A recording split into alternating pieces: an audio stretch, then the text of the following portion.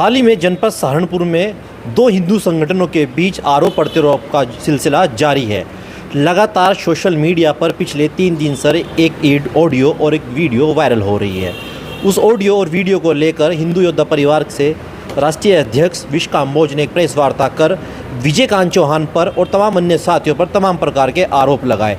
और खुद विजयकांत चौहान आज मेरे साथ मौजूद है। कैसे देखते हैं इस आरोप प्रत्यारोप के सिलसिले को?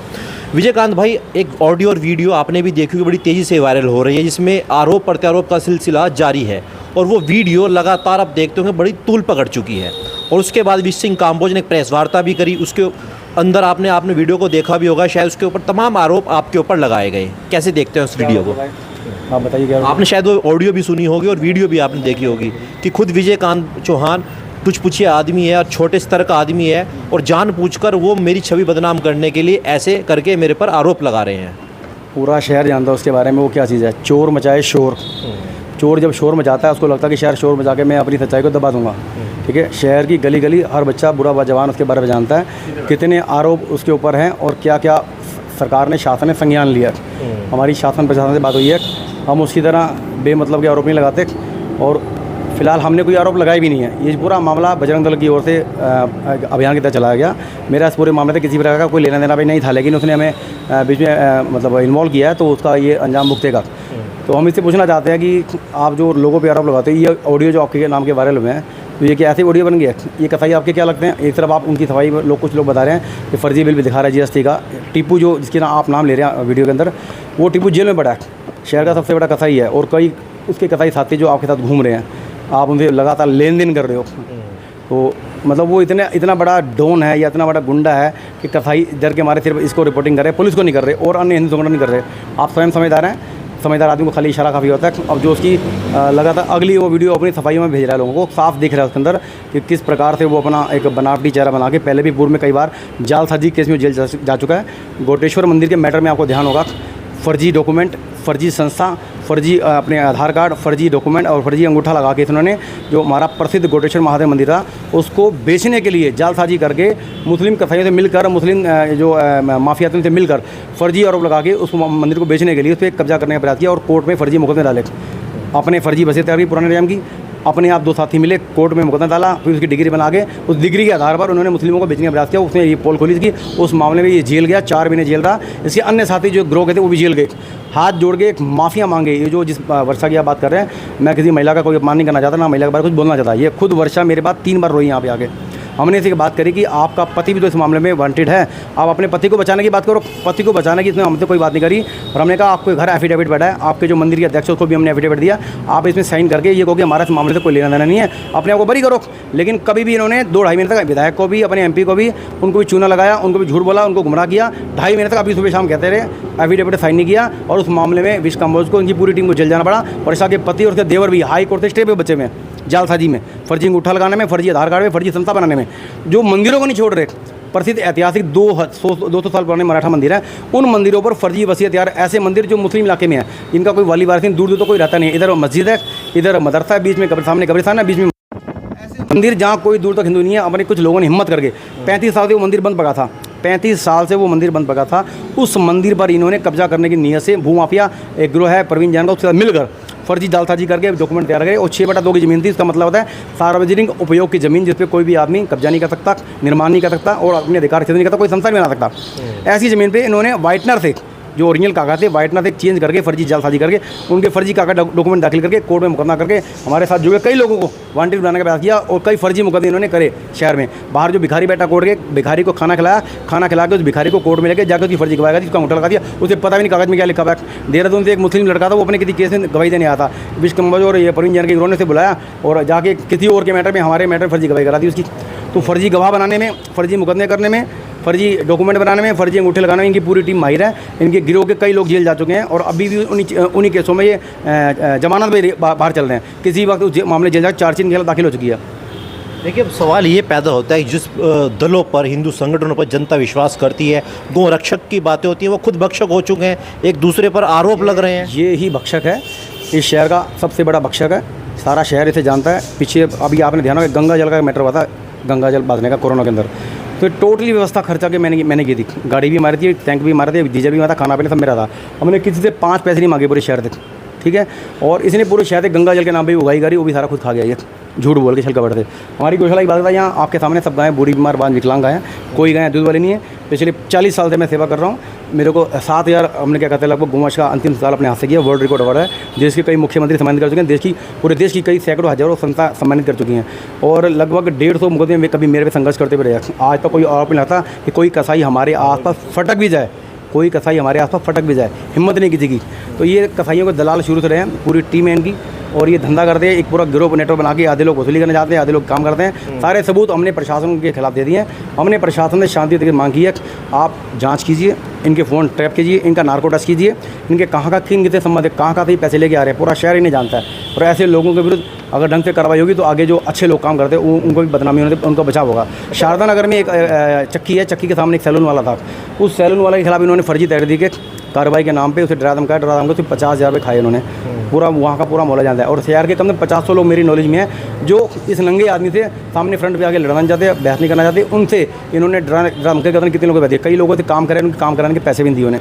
इन्हीं के संगठन के सैकड़ों लोग पुराने जो होते सब टूट के अलग संस्था में आ जा सके, उनको अभी ये धमकी देता है वापस आने। कई महिलाएं थी साथ जुड़ी हुई, मैं नाम नहीं लेता, उन महिलाओं ने इनके खिलाफ आवाज़ उठाई, रात को 2-2 बजे उनको तंग करता परेशान करता था। वो महिला अब भी हमारे आसपास रहती हैं, सामने जब चाहेंगे बुला सकते हैं, लेकिन हम किसी के पारिवारिक मैटर में किसी को जाना नहीं चाहते।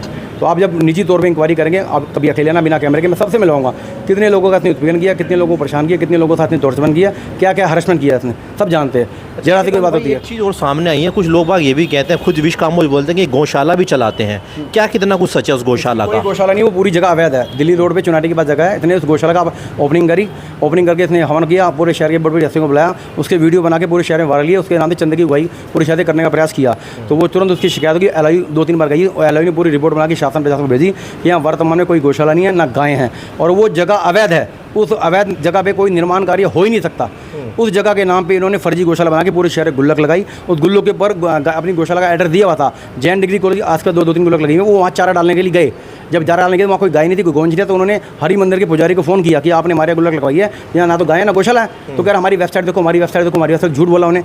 तो ऐसे शहर की जनता को झूठ बोल के गुमराह करके छल कपट प्रपंच से लोगों को उल्लू बना रहे हैं। अब जब फंस जाते हैं तो चोर मचाए शोर वाली कहानी की आपको बताइए। चोर जब शोर मचाए, जब तक चोर के पिछवाड़े फट्टे नहीं बजते, पुलिस का उसके अंदर क्या कहते हैं, आन मिलो सजना कमरे में जाके स्वागत नहीं होता, तब तक वो सच नहीं बोलता। और जब तक इसका आन मिलो सजना कमरे में जाके इसका स्वागत नहीं होगा, तब तक ये सच नहीं बतानेगा। और इसका सच का सामना तब होगा जब इसका नार्को टेस्ट होगा, और जब प्रशासन अपने तरीके से इसे 3rd डिग्री के दे के लाएगा, तो बताएगा किस किस से क्या इसकी अवैध संबंध है, किन किन लोगों से ये अवैध वसूली करता है, कहाँ कहाँ गो तस्करों से इसका लेन देन है। सारा शहर जानता है, बच्चा जानता है। महंगे जो ये 10,000 के खुद जूते पहनता है, 10,000 की टी-शर्ट पहनता है, शर्ट पहनता है, खुद इसके बाल नकली हैं, लाखों रुपये खाली अपने बालों की मॉनिटरिंग में खर्च करता है। तेजाब गिरा के बाल में लोगों को झूठ बोलता है कि मेरे असली बाल हैं, नोटंकी करता है। यहाँ नुमाइश में कितनी बार पिटते पे बचा, कई लोगों ने बचाया, कई मामलों में नुमाइश में हमने कई वरिष्ठ नेताओं जब हम नहीं जानते थे, हमारे को इसके बारे में जानकारी नहीं थी, तो तब मैंने बताया कई लड़कियों ने जूते मारे इसे, इसकी पिटाई हुई, पिटाई करते इसकी वीडियो वायरल हुए। बिहारीगढ़ की लड़की है, उसने इसे जूते मारे, उसका 5 साल इसने गलत काम में शोषण किया होते, उसने कुछ इसके खिलाफ फेसबुक डाला। इसकी वीडियो दिखाता हूँ, फोटो दिखाता हूँ, शेष इसके नाम से इसकी फोटो लगा के। तो ये कह रहे हैं कि जो जैसे विजयकांत भाई मुझ पर फर्जी आरोप लगा रहे हैं और फर्जी संस्था बता रहे हैं, उन्होंने एक अपना जो है आय का वो भी दिखाया है, संस्था का पत्र भी दिखाया है, और इनकम टैक्स प्रूफ भी दिखाया है, और अकाउंट भी दिखाया है। तो तमाम दस्तावेज उन्होंने मीडिया के सामने दिखाए हैं। यूनिक आईडी है, इसमें टोटली ATG प्रिंट सब प्रिंट सारा। वो जो है शुरुआती संस्था फर्जी है उसका तरह, ये ओरिजिनल है। जो सरकार यूनिक आईडी होती है, एक संस्था का आधार कार्ड होता है, इस आधार में सब कुछ इसके अंदर ही है। इसमें आधार कार्ड भी है, पैन कार्ड भी है, यूनिक आईडी, ATG 12 सब है। उसके बाद ATG 12 नहीं है, पैन कार्ड तो आप किसी का 2 मिनट बन जाता है पैन कार्ड बना, लेकिन उसके बाद ATG वैलिड होता है, और वो CSA बैलेंस शीट 3 साल की बनती है। उसके बाद ATG के बाद 12 होता है, उसके बाद यूनिक आईडी बनती है। यूनिक आईडी के बाद आप समाज में काम कर सकते हैं।